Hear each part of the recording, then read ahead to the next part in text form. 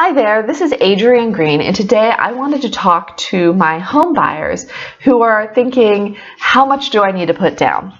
And the biggest myth that I hear perpetuated again and again is that home buyers need to have 20% down, and that could not be further from the truth. You can definitely buy a house, especially a primary residence where you're going to live, with much less down.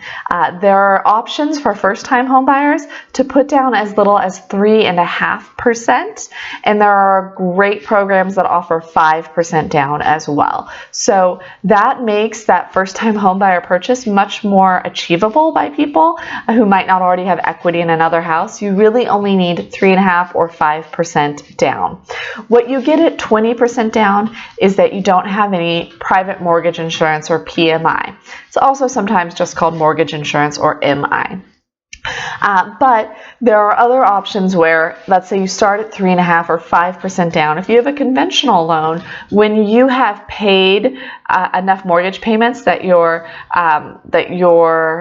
percentage down, the equity you have built up in the house is at that 20% equity buildup, then you can have that mortgage insurance taken away. And so then it's not an issue anymore. Now, I will note with FHA loans that mortgage insurance is on there for the life of the loan, but keep in mind that if you're not going to live there forever or you're going to refinance at some point, that really doesn't become an issue, because by the time you're up to that 20% equity, you're either selling the house or refinancing. So I wouldn't worry about that even with an FHA loan for most people here in Northern Virginia. Considering the average person moves every 7 years, it's not going to be an element of concern for you. So the big message I want you to take away today is that you do not need 20% down as a first-time home buyer or a home buyer in general. And as a first-time home buyer specifically, you can get 3.5% or 5% down loans that are really fabulous loans overall and can really help you get started with home ownership. Considering interest rates are so low right now and we're seeing fabulous appreciation in the Northern Virginia market,